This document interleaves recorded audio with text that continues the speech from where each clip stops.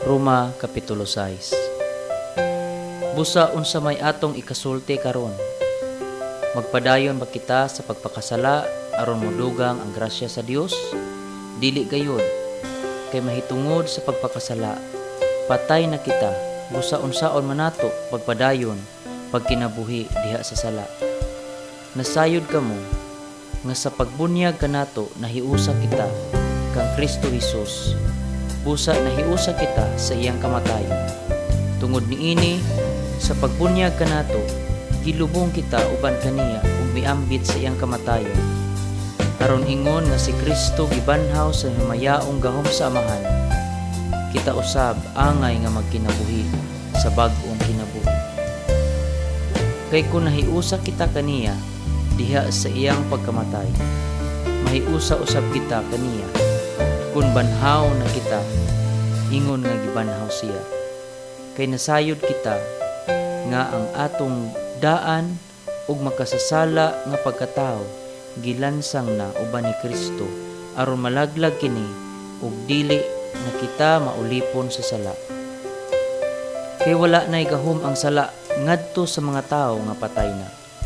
Kung namatay kita uban kang Kristo, gituuhan nato nga mabuhi kita uban kaniya. Kay nasayod kita nga si Kristo gibanhaw ug dili gayud siya mamatay pag-usab ug ang kamatayon wala nay gahom ibabaw kaniya. Ang iyang kamatayon mao ang kamatayon nga nagwagtang sa sala makausa alang sa tanang panahon ug nagkinabuhi siya karon alang lamang sa Dios. Busa isipa ang inyong kaugalingon nga patay na sa pagpakasala apan buhi alang sa Dios hiniusa kang Kristo Jesus. Busa ayaw na paharia ang sala diha sa inyong mga lawas nga may kamatayon aron dili na kamo madaog sa inyong kailibon. Ayaw usab ninyo itugyan ang bisan unsang bahin sa inyong lawas aron gamiton sa daotang katuyuan.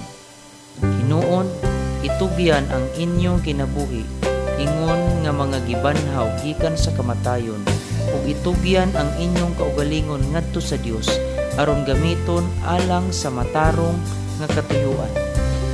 Kinahanglan nga dili na kamo magpaulipon sa sala, kay dili man kamo ilalom sa balaod, kundili ilalom na sa grasya sa Dios. Karon unsa man magpakasala bali ay kita tungod kay dili naman kita ilalom sa balaod kundili ilalom na sa grasya sa Dios. Dili gayod, nasayran ninyo nga kun matinumanon kamo nga magpaulipon ni bisan kinsa, ulipon kamo niya. Kun nagpaulipon kamo sa sala, ulipon kamo sa sala ug moresulta kini sa kamatayon. Kung magmatinud-anon kamo sa Dios, moresulta kini sa inyong pagkamataron. Apan salamat sa Dios, kay bisan ug kaniadto na ulipon kamo sa sala, karon sa kinasingkasing nagmatinumanon kamo sa mga pagtulun-an nga nadawat ninyo. Giluwas kamo gikan sa sala ug nangahimo ng mga ulipon sa pagkamataron.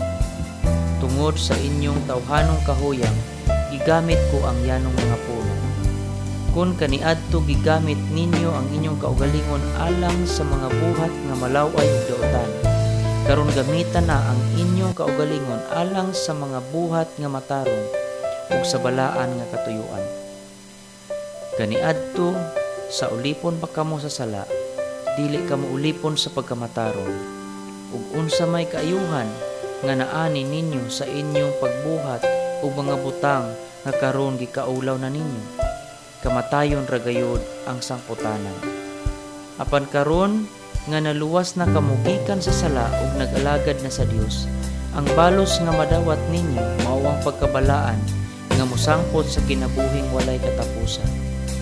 Kay ang bayad sa pagpakasala mao ang kamatayon, apan ang gasa sa Dios mao ang kinabuhing walay katapusan nga anaa kang Kristo Jesus na atong Ginoo.